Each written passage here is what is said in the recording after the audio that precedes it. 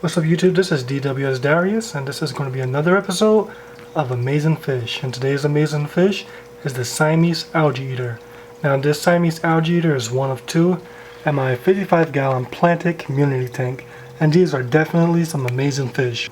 Okay, so for those of you who don't know much about the Siamese Algae Eater, these fish are said to be some of the best freshwater algae eaters out there, eating many different types of algae. Some of the more common algae that they eat is the brown and green algae that you find growing on your plants, your rock, your driftwood, and just the stuff inside your tank.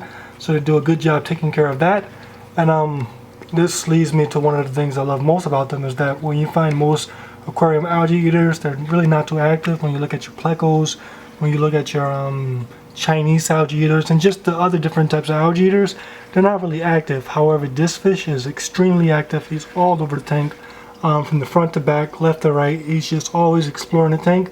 And that's one of the reasons why I love this fish, because even though it eats algae, it's not as calm or as shy as other algae eaters. This fish is just all over and extremely active. Okay, so I want to try to give you guys a closer look at this fish.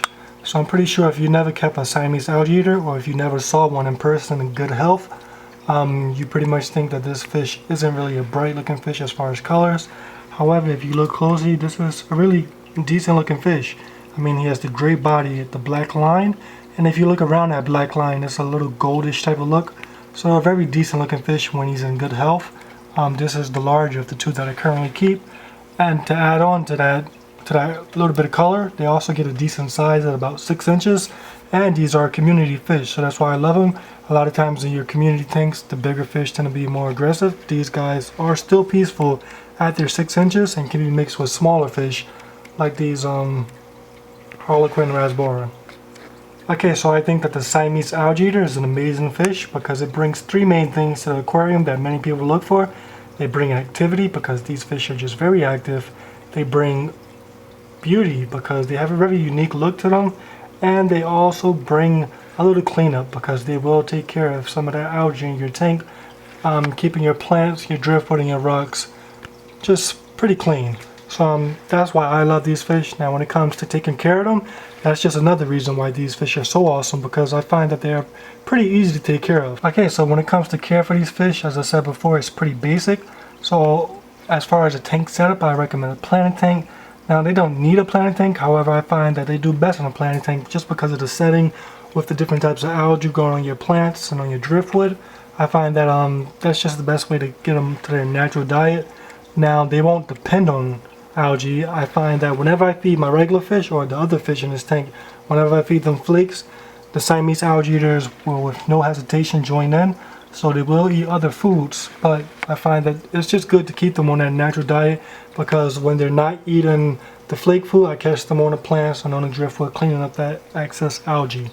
When it comes to filtration, that's pretty basic. These fish are from streams in Asia, so you want to keep just a nice flow in your tank. You don't want any still water. Just try to get as much surface agitation as possible, but that's pretty basic because many fish prefer that.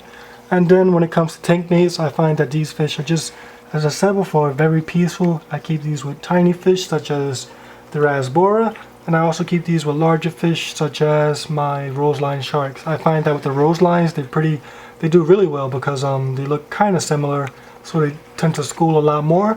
So that's pretty awesome.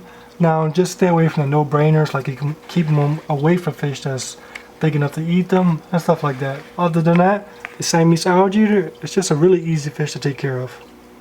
Okay YouTube, so that has been a look at the Siamese Algae Eater. Now mine is just taking a little break on that rock.